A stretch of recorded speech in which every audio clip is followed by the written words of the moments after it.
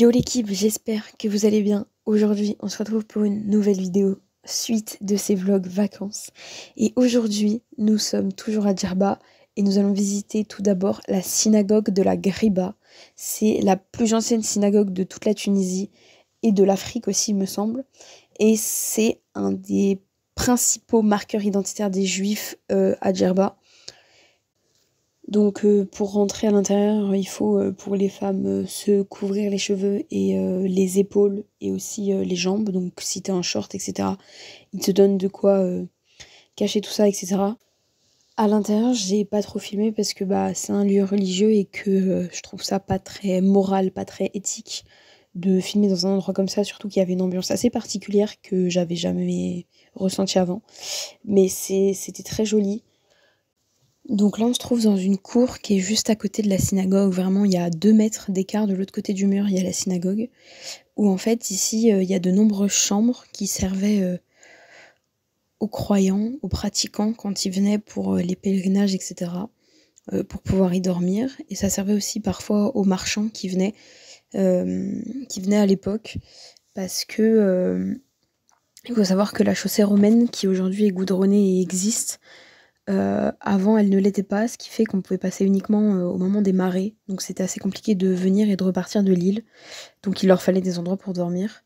Donc tout autour on peut voir différentes portes, donc ce sont des chambres assez rudimentaires avec juste un lit, une petite table, c'est vraiment très petit.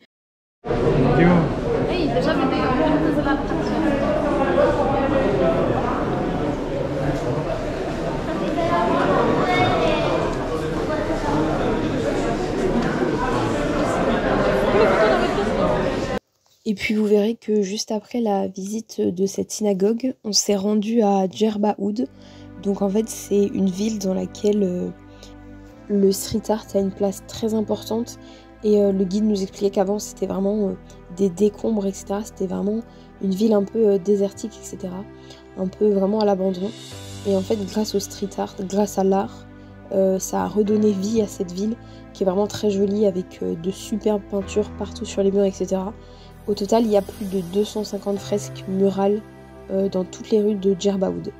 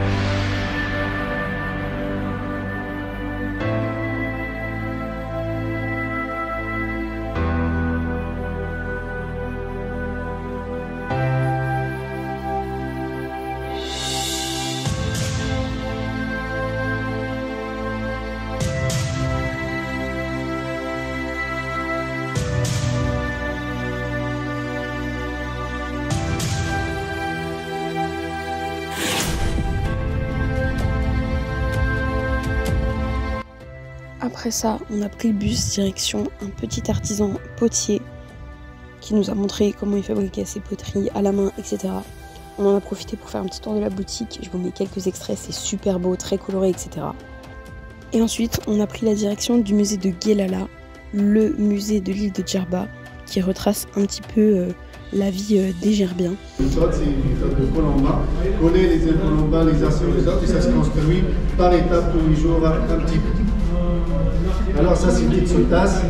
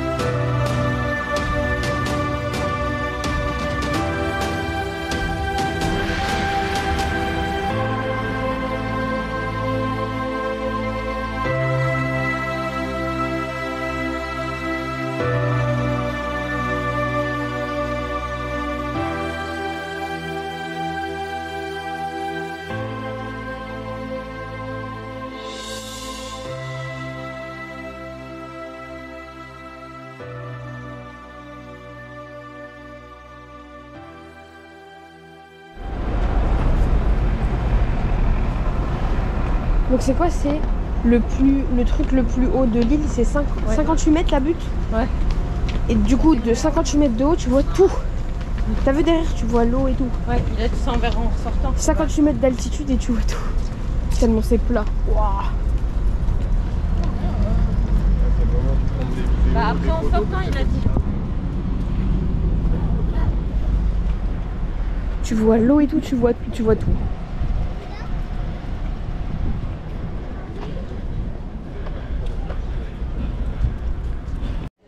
Il faut savoir que ce musée met en scène différents moments de la vie d'un Gerbien, d'un habitant de Djerba. Tout d'abord, on va pouvoir voir des scènes du mariage, avant le mariage, comment la mariée se prépare, etc. Les traditions. Et puis ensuite, on pourra aussi voir leur métier, donc l'artisanat duquel ils vivaient, puisqu'à l'époque, l'île vivait grâce justement à leur artisanat, au marché, à ce qu'ils pouvaient vendre, donc comme par exemple l'atelier tisserand ou encore le potier, mais aussi la pêche. Donc tout ça, on va le découvrir au fur et à mesure de la visite pour vraiment retracer la vie d'un Gerbien.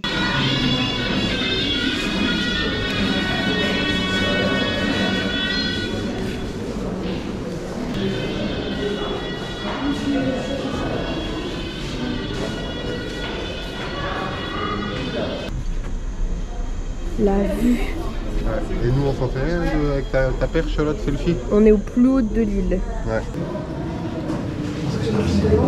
Oui, en fait c'est la mariée qui s'isole un mois avant les noces. Dans une chambre du maître.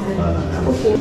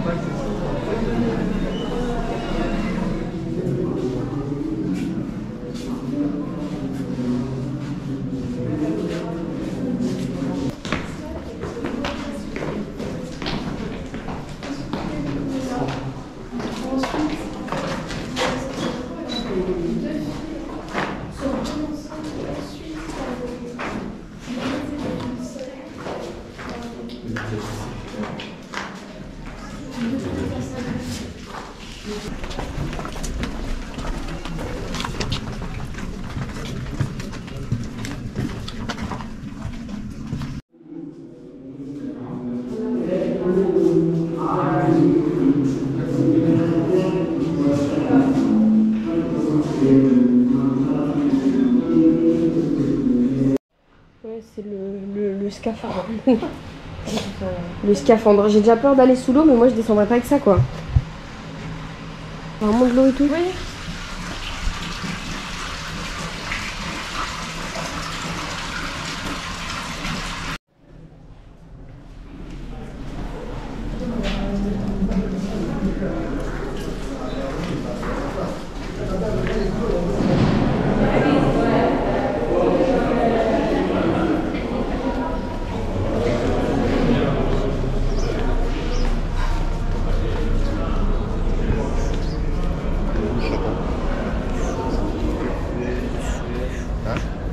Il fait chaud.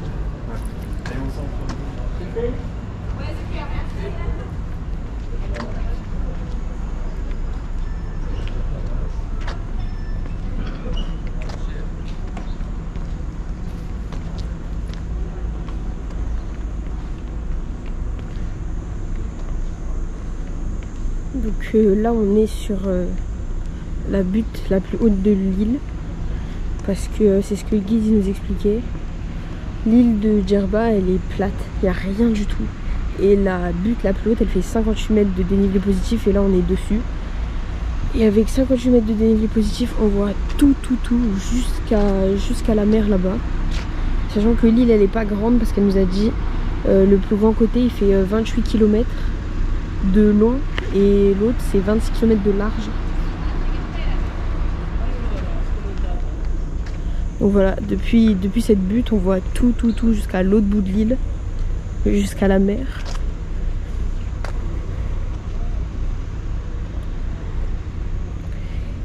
Et donc le gars, il a décidé de construire le musée sur cette butte-là pour de façon symbolique, sur le côté le plus haut de l'île.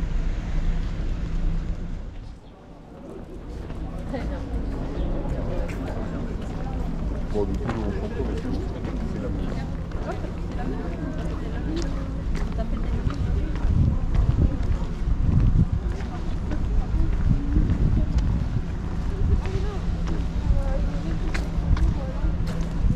En tout cas, encore merci d'avoir regardé cette vidéo. J'espère qu'elle vous aura plu. Si c'est le cas, comme d'habitude, n'hésitez pas à liker, à vous abonner et à mettre dans les commentaires si vous êtes déjà allé là-bas, si ça vous intéresse ou si vous avez des questions, n'hésitez pas à les poser.